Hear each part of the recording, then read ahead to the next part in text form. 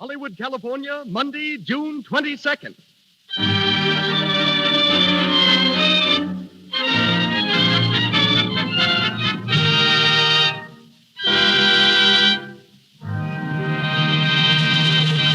The Lux Radio Theatre presents Merle Oberon and Herbert Marshall in The Dark Angel.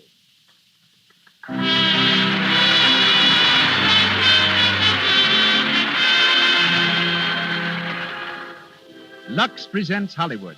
Tonight, you will meet Merle Oberon, Herbert Marshall, Rod LaRock, Cecil B. DeMille, Leroy Prinz, James Montgomery Flagg, and many others. And gathered here to witness this event is a tremendous audience of Hollywood notables. Seated across the footlights, I see Lois Wilson, Brian Aherne, May McAvoy, Matt Moore, Alan Baxter, Leo Carrillo. Welcome, all of you, to the Lux Radio Theatre.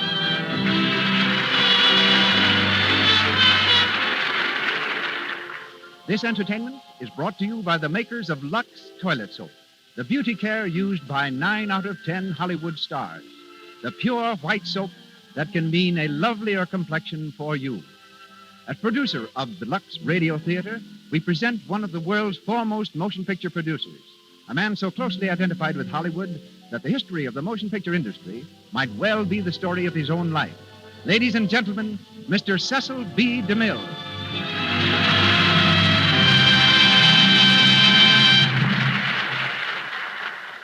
Greetings from Hollywood, ladies and gentlemen. The lights of 1,000 cities are the footlights of our stage tonight. The play of the evening will be heard from Beverly Hills to Boston, from Miami to Montreal. By shortwave, we are even linked with Tasmania, that island in the South Pacific that gave us the lovely star of tonight's production. Her name is Estelle Merle O'Brien Thompson, but she is known to us all as Merle Oberon. We have listeners also in Hawaii, where once before I directed the man who stars in tonight's production, Herbert Marshall. We were making a picture on the slopes of Mauna Kea in the Koa Forest. I had to stage a fight between Mr. Marshall, Bart as we call him, and William Gargan. Bart was supposed to win, and Gargan was prepared to take a blow and be knocked down. We filmed the scene several times. Each time, Bart played the scene magnificently, up to the final blow. Then something went wrong. I finally asked him why he wasn't giving me what I wanted. And that delightful gentleman, who served with the London Scottish Regiment during the war, who saw action on many fronts and figured gallantly in the Battle of Arras, said very simply, "Mr. DeMille, I just can't bring myself to hit a man full in the face."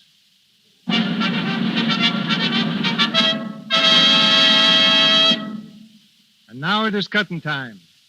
The Lux Radio Theatre brings you The Dark Angel with Merle Oberon and Herbert Marshall.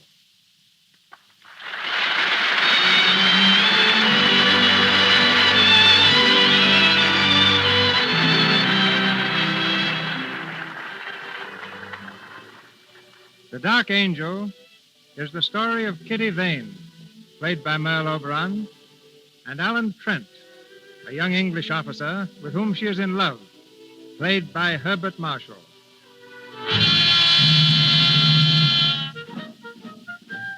August 1915, the first year of the World War, and all Europe is trembling under the impact of the loud guns.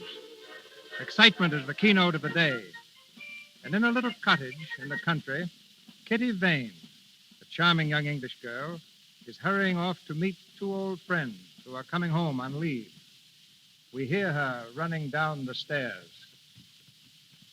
Good morning, Granny. Good morning, darling. You're early. A little. Going to have breakfast? I don't think so, Granny. I'll have something at the Shannons with Alan and Gerald. Very well, dear. You're excited, aren't you? Terribly. It's a big day. The biggest ever, Granny. Alan, Trent, and Gerald Shannon. It seems like yesterday they were just babies. And here they are coming back to us after a whole year of war. Yes. You know, Granny, at first seeing them as soldiers was fun, and I suppose I never really thought they'd be going away. But when they did... Oh, Granny, I'm so glad they're coming home again. I'm afraid it won't be for very long. No, I suppose not. But even a few days are better than nothing. And Alan promised me they'd stay just as long as they possibly could. In these days, we have to make the best of everything. It's been a long year for you, hasn't it, darling? It wouldn't have been so bad if... Oh, Granny, if only I knew. If I were only sure. Of Alan? Yes. Aren't you sure? How can I be? When one loves so hard and for so long, one can never really be sure.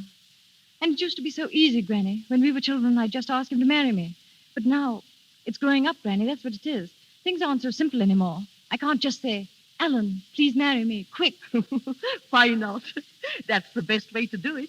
Saves a lot of time. I bet that's just what you would do. Of course. Kitty, come here. I want to talk to you. Yes, Granny. Kitty, you may not be sure of Alan. I don't know how he feels about you, but I do know how Gerald feels about you. Gerald? He's in love with you, Kitty. Granny. Yes, my dear. I've seen it, and I know it. But it's silly. You shouldn't say things like that, Granny. I'm an old woman, my dear. I can say what I please. But, Gerald, I've never thought about Gerald except as Alan's cousin. Why, I've known Gerald ever since we were babies. And Alan, too, my dear. Yes, but, well, that's different. Somehow. I can't explain it, but it is different. Is it? Of course it is. Heavens, look at the time. I must fly. I've got to meet Mrs. Shannon at the station. Goodbye, Granny, dear. Goodbye, child. Don't drive too fast. I won't. And give my love to Alan and Gerald. I will, Granny. Goodbye. Bye.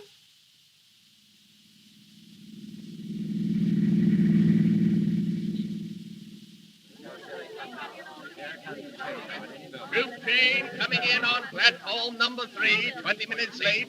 Troop train, 20 minutes late, coming in on... I'll be here soon. Tommy will be here soon. Oh, he's supposed to Give leave him in a big cheer over when the here. train comes in. I hope he's well. I hope he's well. Well, Kitty, I just spoke to the station master. Their train's 20 minutes late. 20 entire minutes. Well, after 11 months of waiting, that really isn't so long. And just think they'll be home with us for 10 whole days. Oh, I'm almost afraid to meet them. Do you think they'll be the same, look the same? Oh, I think we'll recognize them. Oh, look, the train is coming. Oh, why doesn't it stop? Aunt Sheila, what if it doesn't stop here? Silly child, it's stopping now. Where are they? Should we stand here, or do you think Oh, they'll find us, Kitty. Be patient, Oh, darling. look, there they are. Alan, Gerald, Alan.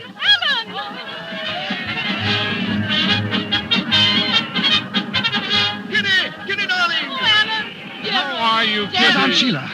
Oh, my Oh, boy. Mother, Hello, Aunt darling. Sheila. So good to see you, Alan. You're really back. Yes, really back. Oh, look at Kitty Gerald. She's getting prettier every day. Yes, our Kitty, standing right before us. I think Aunt Sheila's getting prettier, Oh, too. stop, Alan. Come along, we've got the car. It's this way. Hope you got something to eat, Aunt Sheila. I'm as hungry as a bear. Luncheon's waiting for you. Good. For dessert, we can have dinner and top that off with a bit of supper. Wonderful idea, Alice. Are you two going to spend the whole 10 days eating? We decided that months ago. Eating, sleeping, bathing, eating, sleeping, bathing. I said, Gerald, maybe we can think of some way to eat while we're sleeping. You know, we haven't given this thing enough thought. Oh, very dull, aren't they? Oh, very dull indeed.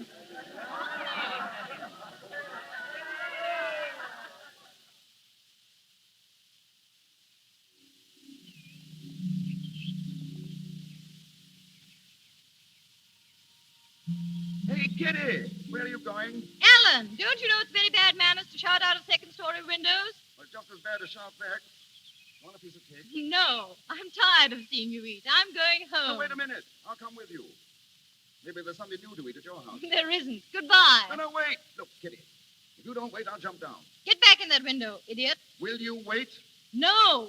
All right, here I come. Alan, don't! Alan, why did you do that? Alan, darling, get up. You're not hurt, are you? Alan, why don't you speak? Aunt Sheila always taught me not to speak with my mouth full. You like some cake? Here. Stupid clown. Now I will go. No, don't go, Kitty. See, I did scratch my hand. No, slow up there. Scratches like this cause lockjaw or something. Serves you right. Kitty, you're changed. You're positively bloodthirsty. And you haven't changed. You're still a child. You don't feel... Huh? What don't I feel? You don't feel anything. Don't I? How do you know what I feel? Do you know about the months I've been away? The agony I've been in because of you? You know how frightened I was of coming home finding that you changed. That you didn't feel the things I wanted you to feel. Oh, look here. I can't say it all. Maybe I can't see any part of it. I'm scared. Kitty. I have so much love for you. It's like something you saved up for a lifetime and didn't know about. And then it all comes at once. I love you so, Kitty. Oh, Alan. Alan. I wanted to hear you say that so much. Darling, surely you knew. I wasn't sure. You see, I've always been around. I know. When I first looked through the bars of my crib, there you were, telling me what to do. I was not. When I saw my first tree, you were in it, peering down. My first bird, my first squirrel, my first bath, you were always there. That's what makes me afraid. You may be just used to me. You may meet some other girl. No, shh, you sweet idiot. Don't ever say that. There'll be no one else ever. If you ever weren't there, I'd stop living. I'd stop breathing. I'd stop wanting to breathe. Alan. Don't ever go away, Kitty. Never, Alan. Oh, my darling. Come on, we'll tell Aunt Sheila. And Gerald, too. No, wait, what are we going to tell them? But we're going to be married. But when? Day after tomorrow? No, tomorrow. Why, you shameless hussy. Come on, we'll run. Wait, Alan. Now, come on.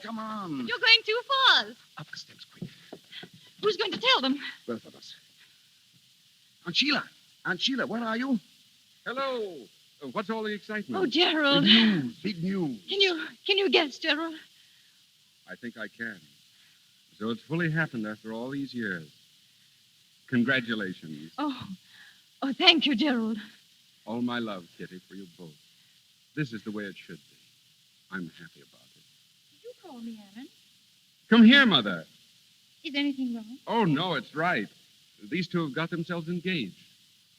Getting married tomorrow. Married? Oh, that's splendid, Kitty, dear. I'm very happy. I know you'll be happy. Both of you. We'll all of us be together. Always now. Do you mind if I run? I can't wait to tell Granny. I think you should come with me, Alan. I fully intend to. We'll be back. Come on, Kitty.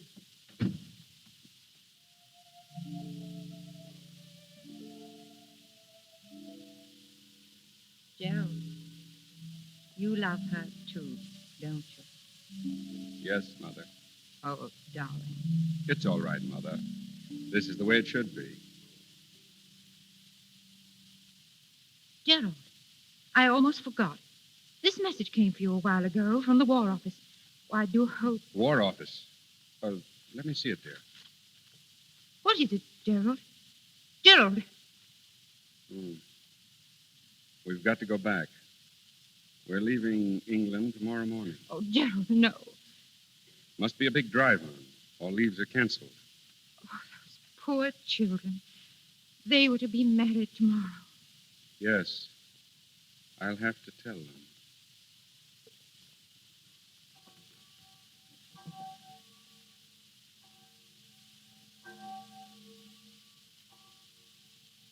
You mean you can't marry us, Father Charles? I'm afraid I can't, Alan. But you've known us ever since we were children. There must be some way. The notices for all weddings must be posted first, Kitty. Oh, you know that, my dear. 2 hours ago, it might have been possible.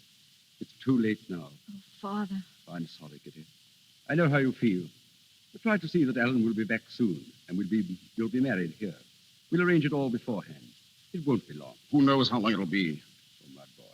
I'm sorry, Father. Thank you, anyhow. You've been very patient with us. God bless you, and bring you back to this church for the marriage you want. Goodbye, my children.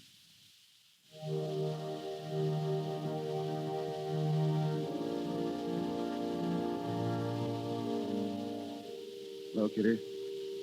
Nobody will marry us. After all these years, we're 2 hours too late. 2 hours, Kitty, that would have changed our lives. No, Alan. They're not going to change our lives. Kitty, I marry you, Alan Trent, in front of a church. And I marry you, Kitty Vane, for always, until the day I die.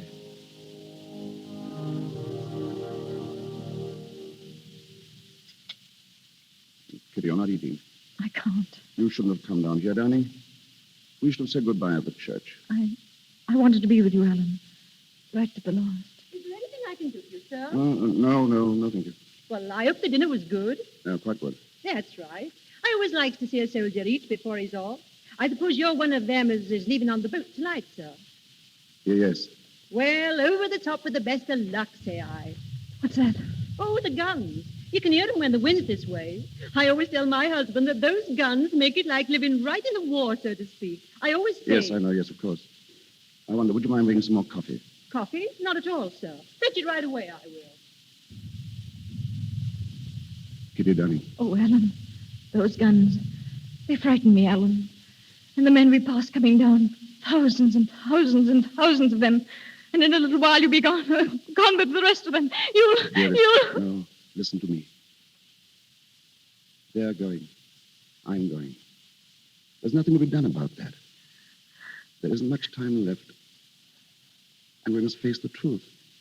And the truth is that in the few hours we have left, we must live a whole life together. We must play a game. And we must know it's a game. And if it's a silly game, it's the best we can do. The game is this.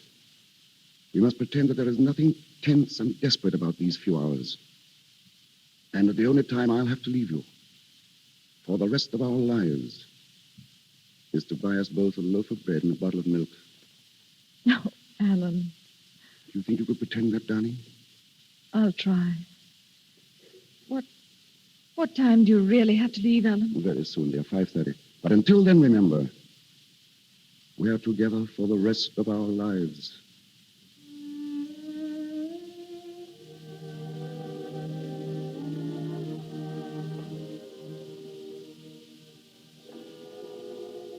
It's time now, darling. So Yes. soon? Yes, I've got to leave. Very well, Alan. Look at me, Kitty. You do something for me? Whatever you wish. Then sit here, just where you are. Close your eyes, darling. Now, don't open them till I've gone. I love you. I'll always love you. Goodbye, darling.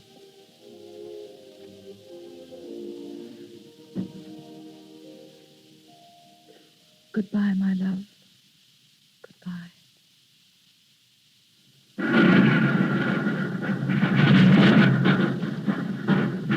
Phew. Pretty bad going out there tonight. Sounds like it. How's that trench coming along? Oh, slow but sure. Say, I meant to ask you, Gerald. Do you mind signing this card for me? It's an application for leave. Leave? At this time? Afraid I can't do it, Alan. Now, look here, Gerald. You said that last week. I want to go home. I want to see Kitty. I know you do, but I need you here, old man. You could get along without me for 5 or 6 days, couldn't you? Wouldn't lose the war? No, wouldn't win it either. I'd like to let you go, Alan. Well, you could if you wanted to. Alan! Sorry. I'm sorry, it's nerves. Forget it, will you? Captain Shannon. Yes, sir, in here. Good evening. Evening, sir. How are you, Trent? Oh, all right, sir. Keep your seat. Thanks. Shannon, we've reports of enemy activity on the northern sector. We've got to find out what it's all about. Yes, sir. Tonight's a good night. There's no moon. A raid. Yes. I want a dozen men. Can you take a party out? I can find 6 or 8, sir. We're rather depleted. I know. How about Trent here? Trent? Well, I don't know, sir. I'll need him for some other... I want volunteers only. I'll go, sir. Glad to. That's the spirit, Trent. Now then, take a look at this map. Here's the sector. I should warn you that they'll be expecting you. And they'll make it as hot for you as they possibly can. Now, I would suggest...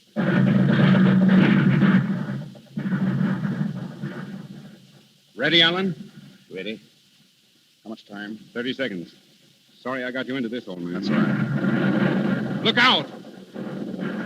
Oh, the Colonel said they were expecting us, didn't he? Oh, it won't take long. Over and back in 3 minutes if all goes well. What is it now? 10 seconds. Good luck, Alan. Good luck, Gerald. All set? Anytime you are. 4, 3, 2, 1. Over we go. Come on. Stay down. Down, everyone. Stay down in them.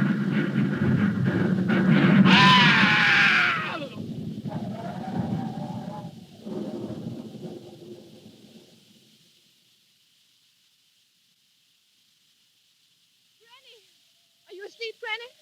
Kitty, what's the matter? Granny, did you hear something? Only the wind, darling. Why? I thought I heard a scream. A long scream. Oh, Granny. You've been dreaming, child. Yes. Yes. I thought I saw Alan. Alan with a black cloud hanging low over him. Like a dark angel come down to... Oh. There. Go back to bed, my darling. You'll be all right in the morning.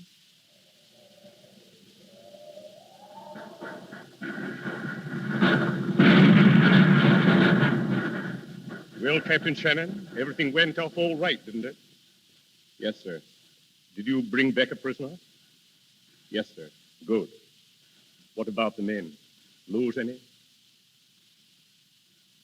Shannon, I asked you if you lost any men. Yes, sir. We lost 4 men. 4? One of them was Alan Trent.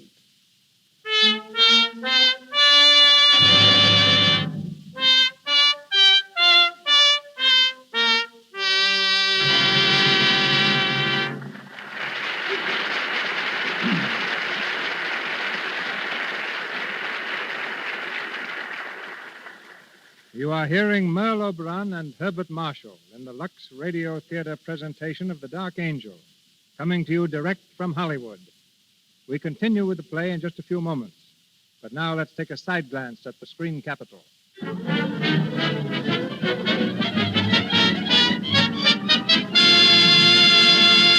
It's lunchtime in the Brown Derby, and as usual, this famous restaurant is being patronized by lots and lots of stars, and lots of visitors hoping to see them. Let's listen to a chat between Elsie, a girl who lives in Hollywood, and a visitor from out of town.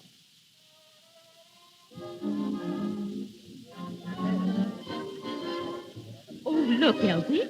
That must be... Oh, it is Norma Shearer. Do you see her here often? Oh, yes. Lovely, isn't she? Oh, she's a real beauty. Lovelier than I thought she'd be, even. Boy, but she knows how to dress. And what skin. Nice skin is something a movie star just has to have, Alice. Oh, there's Joan Blondell over there, the girl in brown. Oh, yes. Well, her skin is certainly knockout, too. Just has to be. No one here can afford to have cosmetic skin. Why, if they had enlarged pores or little blemishes, it would just be too bad. I've read about how they use Lux toilet soap to remove cosmetics. Yes, and I know that's what they do. Remember Jane Bangs? Yes. Well, her family's here now, and her brother works in one of the big studios. And he says Lux toilet soap is always in the stars' dressing rooms. Wise women all over the country are protecting their skin the way Hollywood's lovely stars do. Before they put on fresh makeup during the day, always before they go to bed at night, they use Lux toilet soap. This simple, regular care protects the skin, keeps it clear, smooth, good to look at. And once again, Cecil B. DeMille.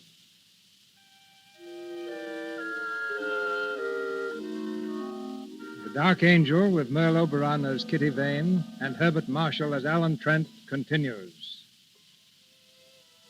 Many months have passed since the night Alan disappeared into the darkness of the battlefield. Gerald, on leave again, has gone directly to Kitty. We find them sitting under a tree in Kitty's garden. It's wonderful to see you again, Gerald. It seems ages since you were home. It's been ages. You're looking well. Oh, I'm fit enough. What about you, Kitty? I? You look tired. Oh, no. No. I'm very well. Oh, Gerald.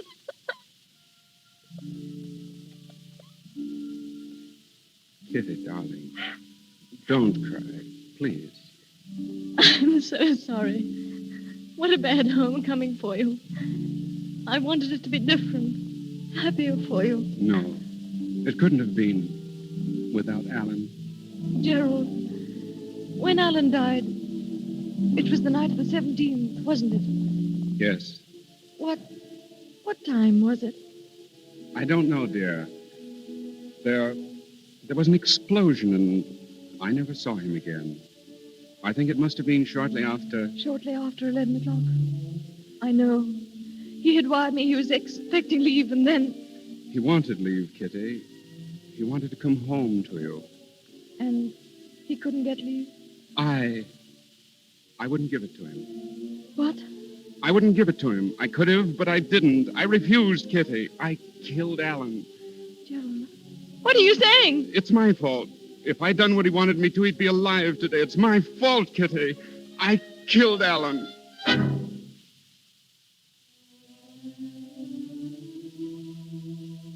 No. No, Gerald. It was because I loved him so. Because he loved me so. It was too beautiful to last, Gerald. That's why Alan died. Our love was too beautiful.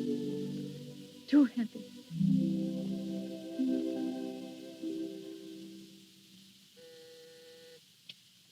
Yes, Doctor? Bring Roger Crane in, please. Yes, sir. Roger Crane? Yes? Dr. Barton would like to see you. Of course. Give me your hand. I'll lead you in. Thank you. There you are. Roger Crane, Dr. Barton. Come in, Crane. Thanks. This way, Crane. There's a chair right in front of you. Here, let me help you. Oh, it's all right. I can find it, Doctor. I'm learning to feel my way around quite well now. Fine, fine. Nature takes care of a man, doesn't she, Doctor? If she takes away his eyes, she gives him a good sense of direction. Compensation, we call it. You notice the difference between night and day yet? No, not yet. Well, that'll come. Is that all I can ever hope for, Doctor? To notice the difference between night and day? Will I never see anything again? No, Crane. I'm sorry. Oh, well. Oh, Crane, I want to talk with you, not as the head of a rehabilitation hospital, but as man to man. Today, you leave us. I'm assigning an orderly to you, Mills, a pleasant fellow. He'll take you home. I'm not going home, Doctor. I have no home. And your real name is not Roger Crane, is it? It's as good a name as any other. Yes, I suppose so. Well, Crane, I have a few things here that belong to you. Some money, a very disreputable-looking pipe. Thank you. And a photograph. Photograph? Yes. So I've kept these things for a reason. Now, look here, my boy. You came to us from a German prison hospital. Your card read that all means of identifying you had been destroyed. I could have gone into that further, but I didn't. I know that. I'm grateful. Now, this picture. I see there are 3 people in it. One of them is you. There's an inscription. To Alan and Gerald. Take care of each other. Kitty. Now, Crane, those 3 people are not strangers to one another. Who are the other 2? Why aren't you going home? Fear of being pitted, I suppose? Being a nuisance? I know what it means. I once saw blind men in a hospital, stumbling, helpless. Now I'm one of them. Is that your only reason? Reason enough, Dr. Barton. Well, what are you going to do? I don't know. Take a cottage somewhere in the country where I can be alone. And I've always wanted to write. I think now might be a good time to start, don't you? And that's going to be your life. Away from your home, your friends, away from everything that made life sweet. Yes. It's a lonesome existence you've picked for yourself, Crane. I know it. But that's the way it's got to be. I can't go back. Never.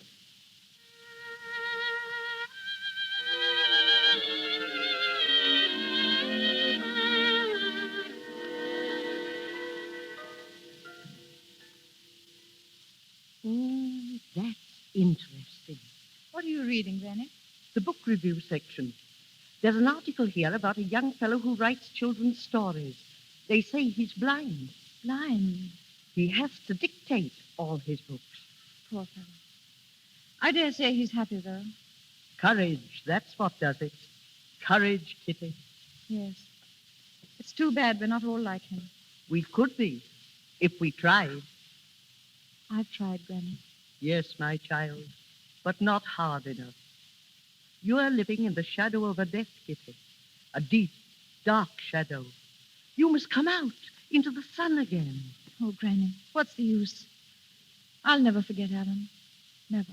I don't ask you to forget, Kitty. I ask you to remember. But make your memories pleasant. Happy memories, not sad ones. I'll try, Granny. Miss Kitty? Yes, Martha? Mr. Gerald's at the door, Miss Kitty. He asked if he might see you. Well, dear? Ask him to wait, Martha. I'll be right there. Yes, Miss Kitty. I'm glad you're going to see him. He's been very unhappy about you lately. Has he? He's still in love with you, darling. Excuse me, Granny. Of course, dear. Run along.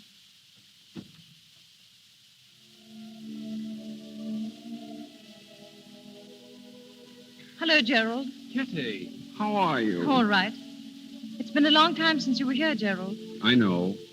I didn't want to come. Why not? You've been keeping to yourself so much lately. I thought perhaps you'd like to be alone as much as possible. Thank you, Gerald. Shall we sit down out here? How is your mother? Oh, she's very well. She's been worried about you, though. Tell her I'm coming to see her soon, will you? I wish you would, Kitty. The house hasn't been the same without you, really. I was there a lot, wasn't I? We want you there again. I know what it's been for you these last 2 years. It's been agony for me just thinking about you. I'd like to try to make you happy again. Will you let me try, Kitty? Oh, Gerald, you're very sweet to me.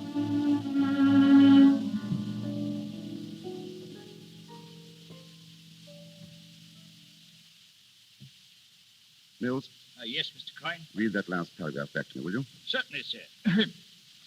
The boys, tired of fishing, were splashing about in the sea, having left Jennifer on board to watch the lines. They'd swum a little distance away from the side when a puff of wind stirred the sails. The boat gave a quiver, and Jennifer jumped to her feet. Suddenly she realized to her horror that the boat was a-moving. In terror, she ran to the side and shouted, "Peter, Peter, we're drifting out to sea." Mm-hmm. That's pretty exciting, sir. Excuse me asking, sir, but what's going to happen to her? I'm not sure yet. We'll call that the end of chapter 6, Mills. Very good, sir. End of chapter That'll be all 6. for this afternoon. By the way, Mills, any word from Dr. Barton? Oh, yes, he's coming down the 8 o'clock train, sir. Oh, well. Have some hot tea ready, Mills, and a good fire if you can stir one up. Yes, I'll have a fine fire, sir. We'll be going great guns by the time he gets here.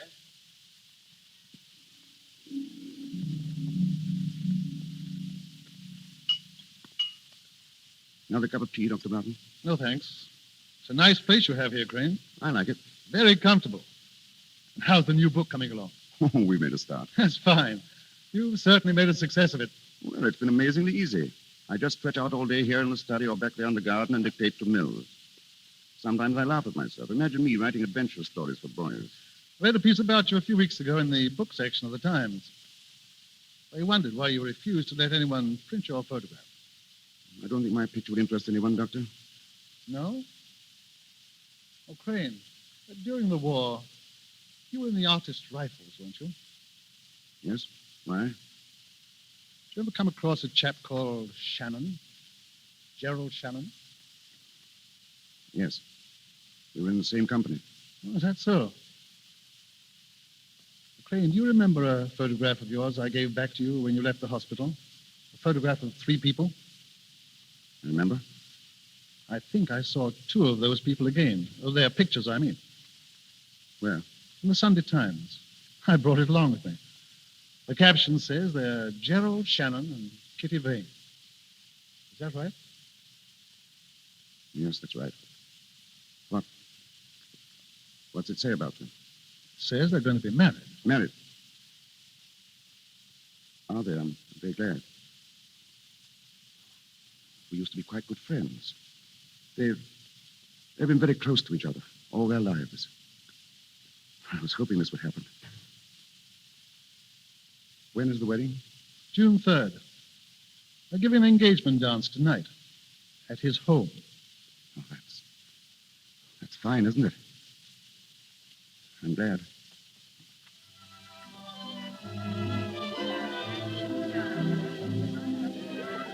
Kitty, where are you? Here, Gerald.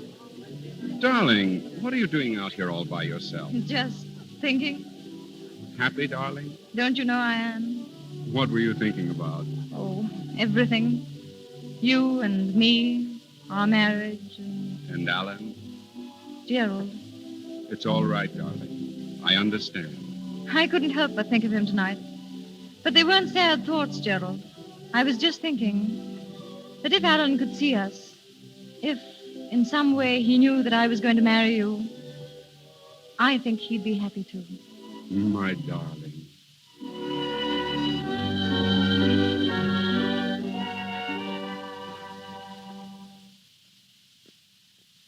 I say, Crane.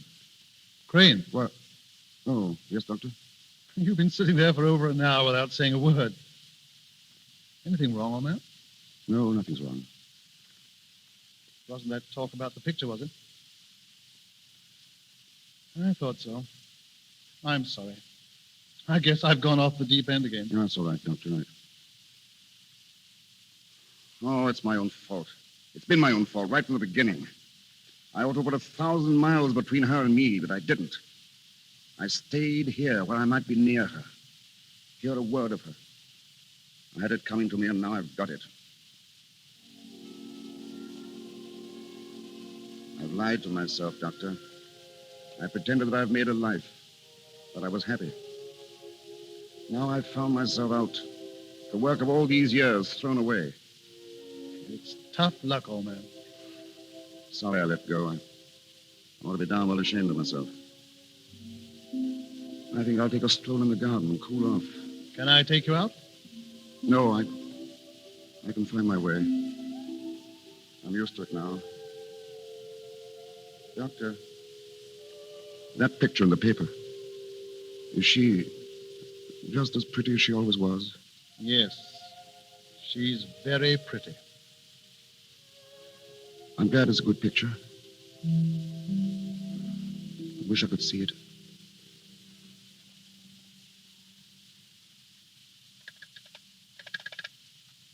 Hello, operator.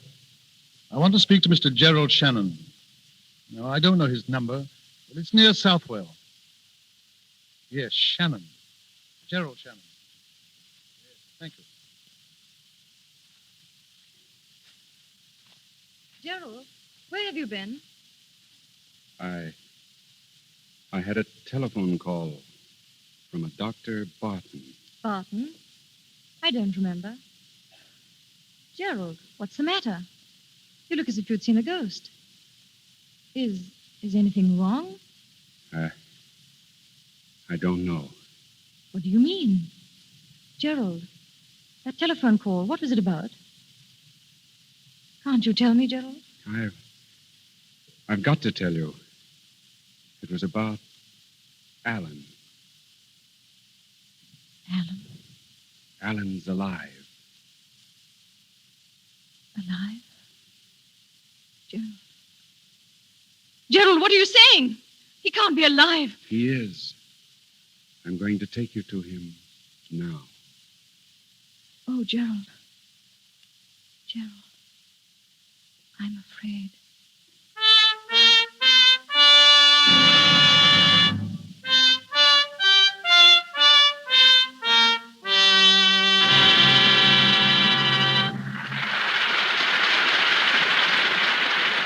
We pause for station identification. This is the Columbia Broadcasting System.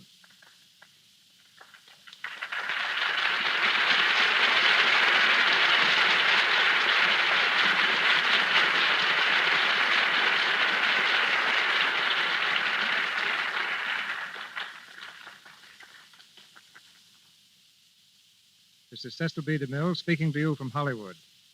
Our play continues in just a moment. Standing beside me is a man who has been dancing in and out of trouble all his life. Soldier of fortune, war ace, member of the French Foreign Legion, political prisoner in Cuba, ammunition smuggler in Mexico. His adventures would provide material for 100 Hollywood thrillers. Yet today, of all things, he is a dance director at Paramount Studio. But his courage never deserts him. He flew to Yuma yesterday and was married. The man who fears nothing, Leroy Prince.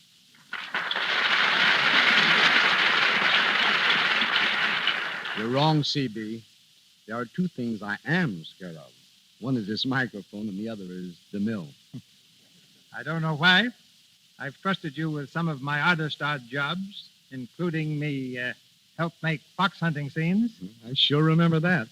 Every time you got through shooting a scene of the dogs chasing a fox, you made me chase the dogs back home.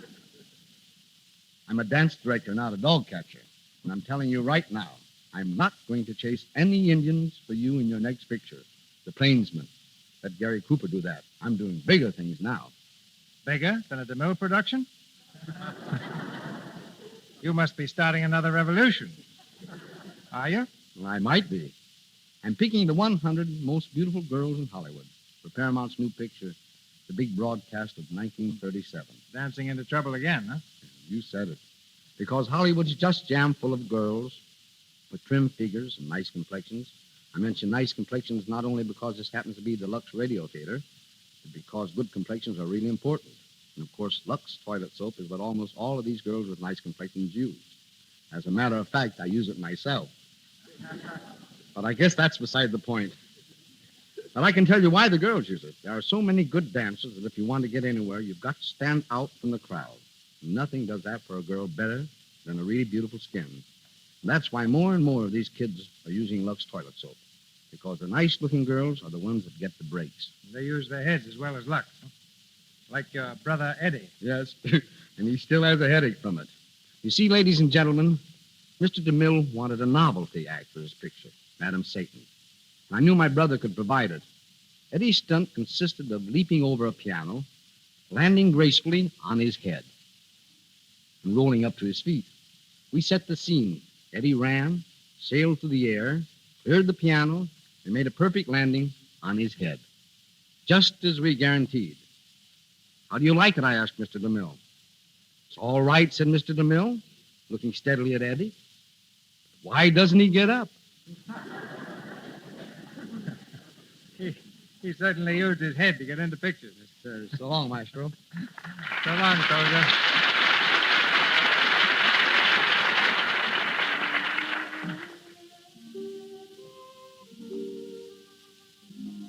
We come to the last act of The Dark Angel, starring Merle Oberon as Kitty Vane and Herbert Marshall as Alan Trent.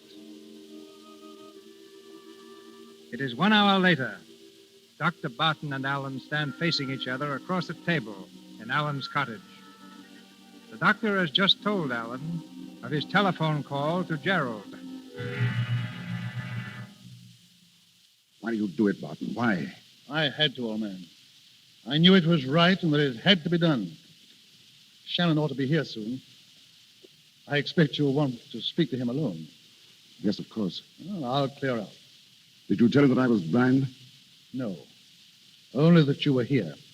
Is he coming alone? He didn't say. I don't know what this will do to your feeling for me. I hope not too much. Good night, old man. Gerald coming here. Mills. Mills. Yes, sir? Come here, Mills. Tell me something. Is this room just as it usually is? Why, yes, Mr. Crane. I must be absolutely certain. Have a good look. Is anything out of its usual place? Any furniture changed about? No, sir. Nothing at all, sir. Good. My pipe's here in the tray. Yes, that's right. Matches. Cigarettes on the table? Yes, sir. And flowers in the bowl, right? Yes, sir. Right. What kind? What color? Yellow, sir. Tea roses. Tea roses. I must remember that. Anything else, Mr. Crane? No, thanks, no. Oh, wait. There was a copy of the Times that Dr. Barton left. It's here, sir, by the lamp, sir. Thanks. Bring in some drinks soon, will you? I'm expecting a visitor. Very good, sir. Let me know as soon as he comes. But remember this. Say nothing about my eyes. Do you understand? Nothing. I don't want him to know that I'm blind. That's why I want everything in its place, so he won't notice it. Yes, sir. I won't mention a thing, sir. Not a thing. That's all, Mills.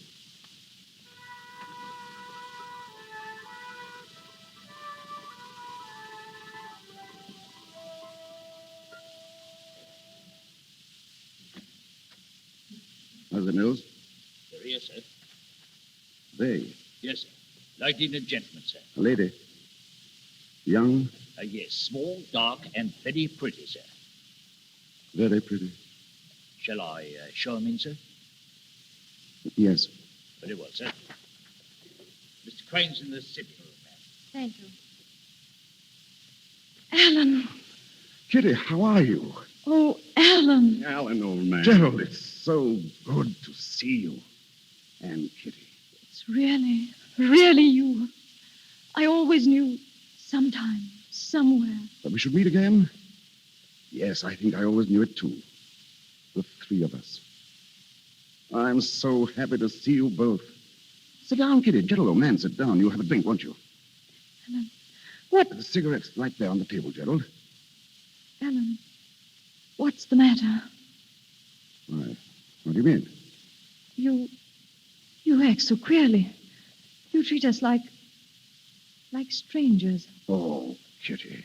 But you must have so much to tell us. Yes, Alan. Well, it's a long story. But I want to hear about you. How's Aunt Sheila? How's everything? I'll keep you here for days telling me. Give Kitty a cigarette, Gerald. Matches here, huh? Thanks. I have some. Where have you been, Alan? Where? Well, I've been here. I've become a writer. Remember when we were kids? I was going to be a Shakespeare. Well, I'm not a Shakespeare. I write books for children. I like doing it.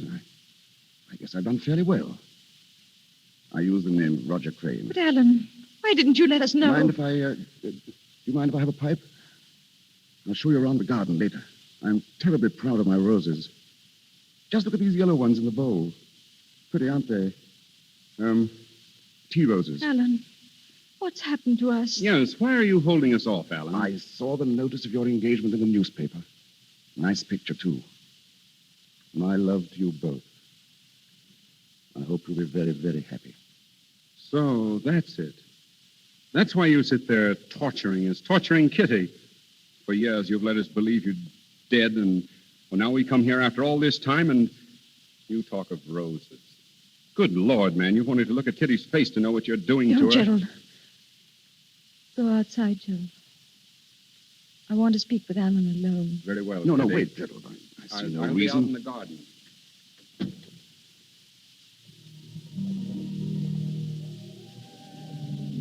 Alan, tell me now. There's very little to tell, really. You suffer, darling. Something's hurt you.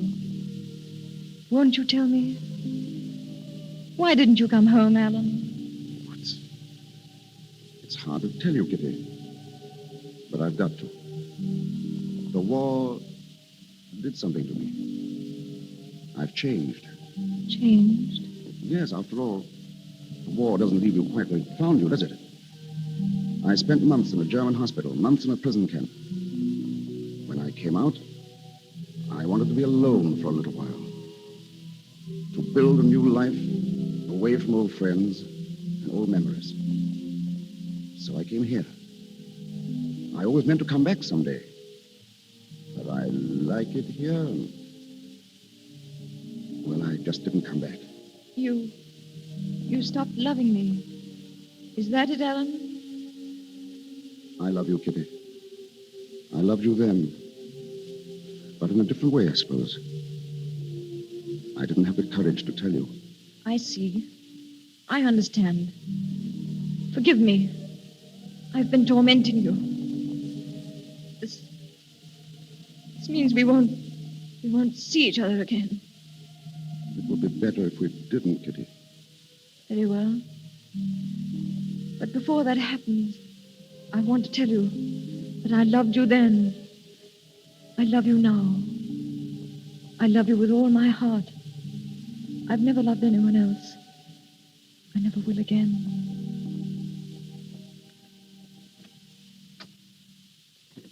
Goodbye, Alan. Goodbye, Kitty. Oh, Gerald. Did he tell you anything? No.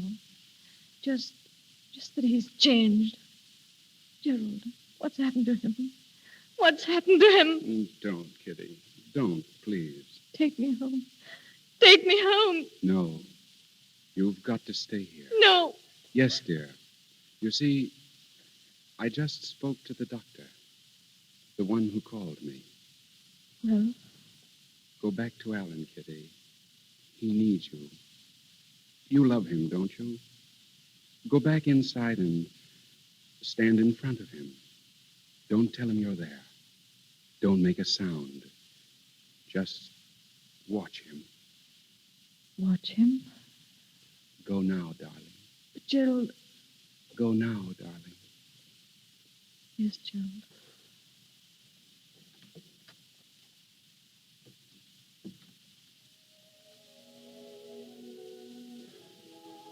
Who's that, Mills?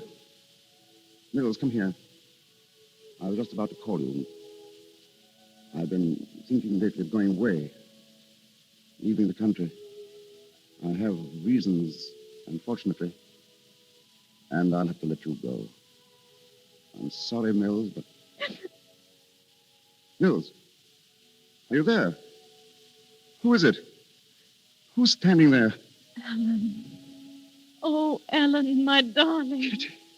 My darling, my darling. Why didn't you tell me? Why didn't you tell me you couldn't see me? Oh, Kitty, don't. I'm here now, darling. Right here in front of you. Put your arms around me. Hold me. Hold me tight. Stop. Think what it means. It means life again. I've been dead. Oh, dearest, it was cruel of you. How could you know me so little? Kitty, will you listen to me? No, I won't. I won't. You told me once never to go away. I never shall. You may as well face it. You'll never be alone again, darling. Wherever you are, I'll be with you. Always. Always. Oh, Kitty. I never could escape from you, could I? Never. You were always popping up. Always. Thank God you popped up this time.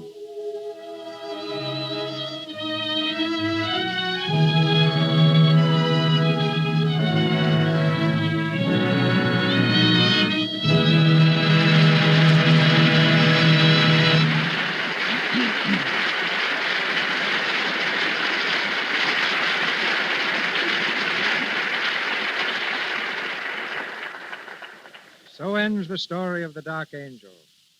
And in just a moment, you will hear further from our artists, Merle Oberon and Herbert Marshall. Speaking of artists in a more specific sense, I doubt if there is any painter in the United States better known than our guest tonight.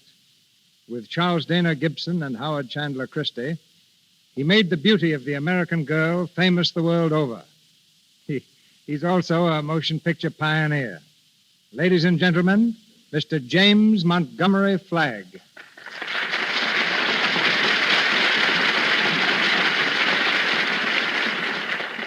Yes, you may not have noticed it, Mr. DeMille, but I was making two-reelers when you were making your first great spectacle films.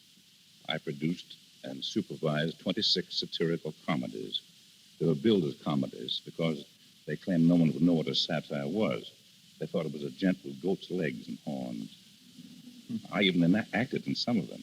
I hope your acting was better than my painting. Well, D.W. Griffith offered me $30 a week to play villains. He's never withdrawn the offer. I made one called Perfectly Fiendish Flanagan. It was a takeoff on my pal William S. Hart. I played Mr. Fiendish Flanagan, the scourge of the prairies. But this time I came out here from the United States to make a series of 12 portrait drawings of leading stars for photoplay covers. I've already drawn your star tonight, Miss Merle Oberon. I'd seen her in several pictures, but never had the slightest desire to make a portrait of her. There seemed to be a false glamour about her features. But as soon as I met her, I found Miss Oberon beautiful. The same charming, unaffected, real person she portrayed tonight in The Dark Angel. In regard to my drawing these stars, they were invariably charming and gracious, and I fully realized the terrific claims made on their time, their unreal life under the glare of the world's bloodshot eye. My astonishment was great that they could still be unaffected and simple in their manner. My hat, if I wore one, is off to them and to your Lux Theatre. Good night. Before Mr. DeMille comes back with Miss Oberon and Mr. Marshall, I'd like to mention the names of some of those beautiful stars Mr. Flagg came here to draw. You know them all. Ginger Rogers, Carol Lombard, Joan Crawford, Jean Arthur, Betty Davis, Claudette Colbert, Jean Harlow. It's a list of the screen's most famous beauties. We're proud to say that every one of those stars I mentioned uses Lux toilet soap. That goes for tonight's lovely star, too. Next time you see Merle Oberon on the screen, notice her flawless complexion. Remember, it's Lux toilet soap that keeps it smooth. And here's Mr. DeMille. And now we present Merle Oberon and Herbert Marshall as themselves. As Mr. Flagg has said, Miss Oberon is the same sincere, delightful person that she portrayed in The Dark Angel. And Herbert Marshall, who played the soldier, did in real life serve with distinction in the war. In fact, the very name, Herbert, means bright warrior. Merle Oberon, Herbert Marshall.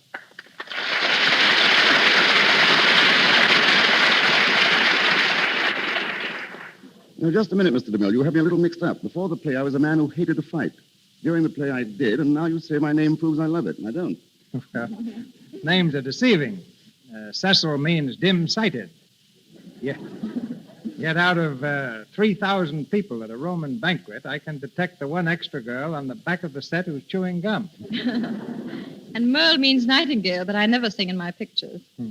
I'm told you sing and speak in many languages. French, Spanish, Russian, even Hindustani. That's from living years in India, Mr. DeMille.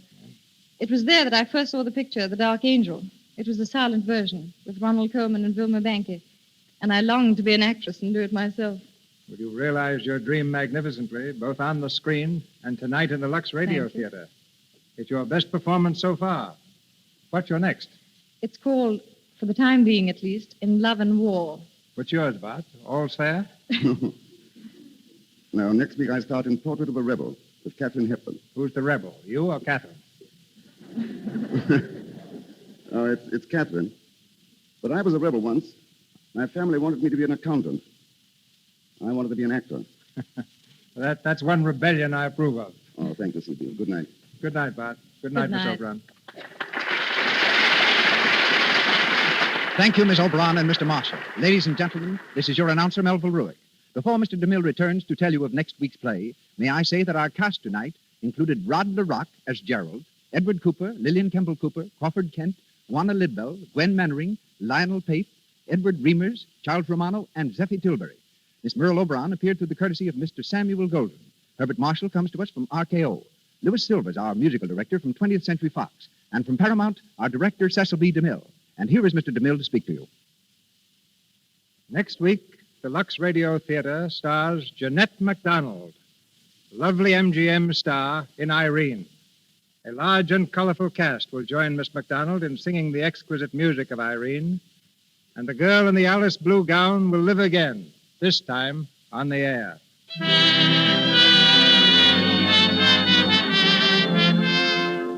On behalf of our sponsors, the makers of Lux Toilet Soap, I invite you to join us next Monday night in welcoming Jeanette MacDonald to the Lux Radio Theatre. This is Cecil B. DeMille saying good night to you from Hollywood. Heard on tonight's program was A Pretty Girl is Like a Melody from the Music Box Review. This is the Columbia Broadcasting System.